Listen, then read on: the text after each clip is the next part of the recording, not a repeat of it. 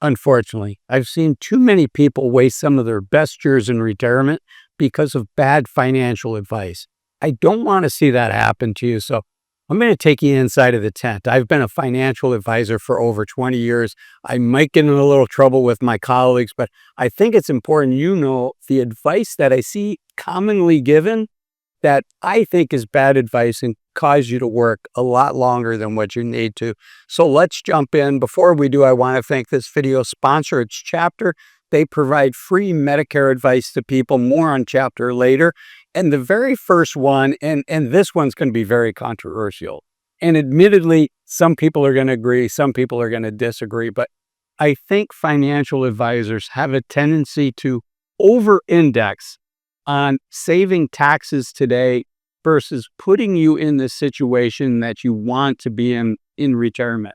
What do I mean by that?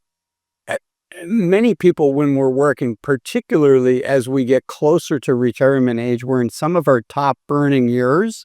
And this is when we can really start piling money into our 401ks and our IRAs. And if you think you're going to be in a lower tax bracket in the future, the theoretical answer is to put that money in a regular 401k or a regular IRA. But the challenge with that is then what ends up happening is later in life, you end up in a higher tax bracket and you end up doing some convoluted things because your required minimum distributions later in life are going to put you in a higher tax bracket. And I don't know about you, but given the nation's debt situation, I think in the future, I don't know, I don't have a crystal ball, but I think in the future, in 10, 15, 20 years, tax rates overall are going to be higher in 20 years than what they are today.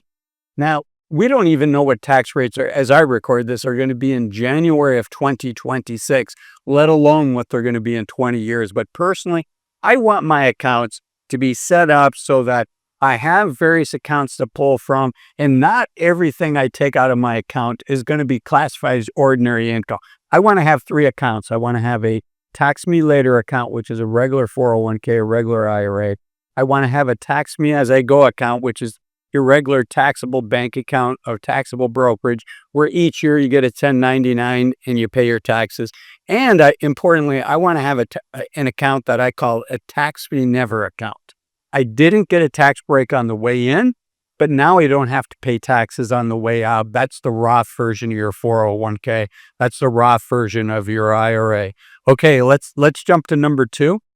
And this is when you're doing a financial plan, financial advisors will do something called the Monte Carlo simulation, which tells you your probability of never running out of money during your lifetime. And the gold standard, and for me, the gold standard is 95% likelihood of never running out of money, 97%, 99%. As a financial advisor, I want you to have the highest likelihood of never running out of money.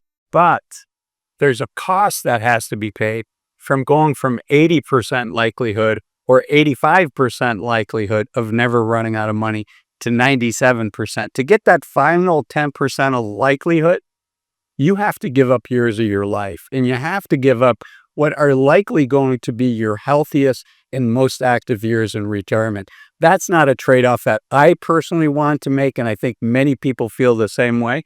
Think about it. If you have an 85% likelihood of success instead of 95%, what that means is you have a 10 percentage point increase likelihood that you're going to have to tweak things. You're not going to fly that plane into the ground as you see that, maybe you got unlucky and you got bad investment returns in your first couple of years.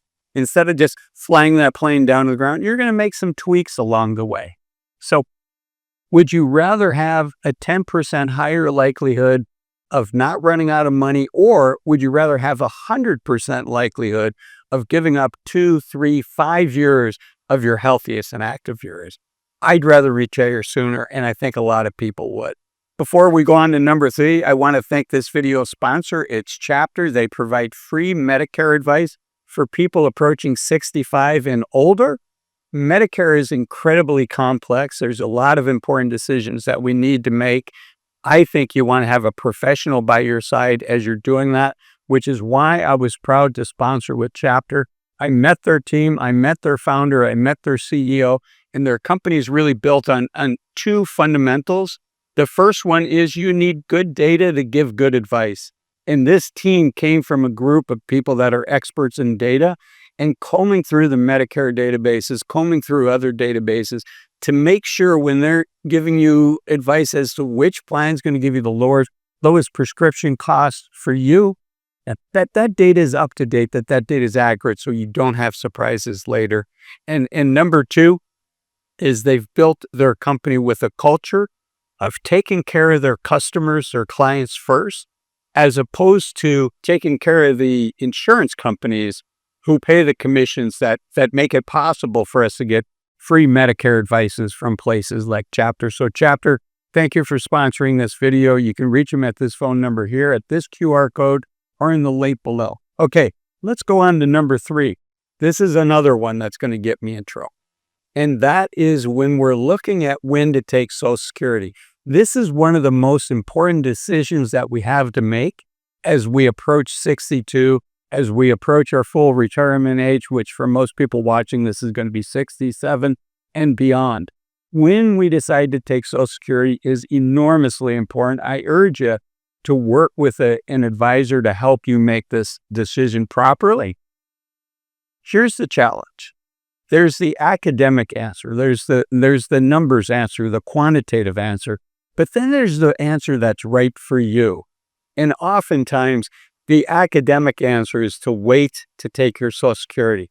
And for a lot of people, me personally, I'm going to wait as long as I can for Social Security. Why? Because it gives me longevity insurance. But if you're what I mean by longevity insurance is if by some miracle I end up living into my 90s and beyond, I know I can hopefully count on Social Security. Unlikely that's going to happen for me though. Okay, but the challenge is, what if you could take Social Security now, sooner, at 62, and by doing so, it allows you to retire at 62, as opposed to waiting to 64, 65, 67. That's a big, big factor that needs to be weighed in. And unfortunately, what I've seen in practice is advisors tend to not put enough emphasis on that, right? We're good with numbers. We want to see our clients succeed financially. But for me, I want my clients to optimize on life as opposed to optimizing on their bank account. And if taking Social Security early allows you to retire 3, 4, 5 years early, boy, you really want to look into that. You really want to consider that. None of this is financial advice, just things I want to put on your radar screen. If you're not going to hire a professional to help you with things like this, I urge you to use software that's designed to help you make a good decision. A lot of people use Google Sheets. A lot of people use Excel. I encourage you to use software designed for you. The software I like is Bolden. This video is not sponsored by Bolden. It's sponsored by Chapter. But if you want to use that software, Bolden has a 2-week free trial. If you click on the link in the description below, it is an affiliate link. You'll be supporting the channel. Thank you. Okay. The next 4 we're going to go through quickly, and then the last one is what I consider to be one of the most important ones as far as good advice and bad advice. Okay, so the next 4 are financial advisors encouraging you to save too much money during the journey. You want to enjoy the journey up to retirement. Also, financial advisors advising you and telling you to spend less money in retirement.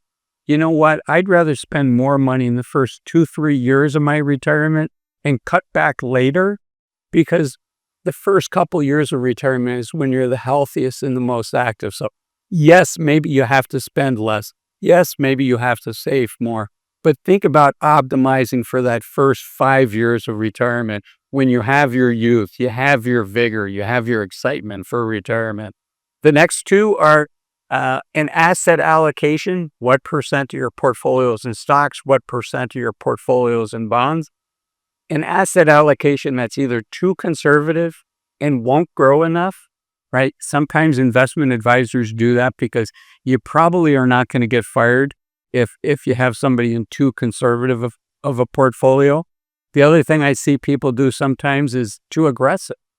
Unfortunately, as we get older, and once we quit bringing new money into our account, the pain of loss, if your asset allocation, the percent stocks, the percent bonds, is too aggressive, unfortunately, once we're no longer collecting a paycheck, once we can no longer take advantage of lower prices in the stock market from the new money coming in from our paycheck, what I've seen is the pain of loss increases dramatically. It's not just 10 or 20% more, but it can be twice as painful, 3 times, 10 times as painful. And what used to feel like worrying to you when the market was down 20, 30% or more, that feeling of worrying ratchets up, and because it becomes its evil cousin, which is angst. And that angst puts a knot in your stomach, and you can't sleep for days at a time. You can't think about all the money that you've lost in the stock market. And before you know it, you become a forced seller in a down market. Not necessarily because you need the money, but because you want the pain of that angst to stop. And that brings me to the last one that's most important. One of the most valuable things a financial advisor can do is to be there for you on the journey when the journey is difficult, when the market is down, when you can't sleep at night, when it looks like this time is going to be different and we could be headed for the next Great Depression. And every fiber in your body is screaming, sell now. The decrease in stock prices, the crash is not going to end anytime soon. Sell now, save what you can. That is when your financial advisor really earns their fees. And too often financial advisors would say, okay, you're worried about selling, let's put you in these nice secure bonds. But you know what? When you're feeling that way, probably a lot of the country is feeling that way. I don't have a crystal ball, but oftentimes when people feel that the strongest sense to sell, that's a sign that you might be near the bottom. Again, none of this is financial advice, but I do want to take you inside of the tent. I hope my colleagues don't rake me over the coals, but this is important. I wanted to share this with you. I also want to share my next video with you that the YouTube algorithm says is the best match specifically for you, and that's this video here. Thanks for watching this one. Bye-bye.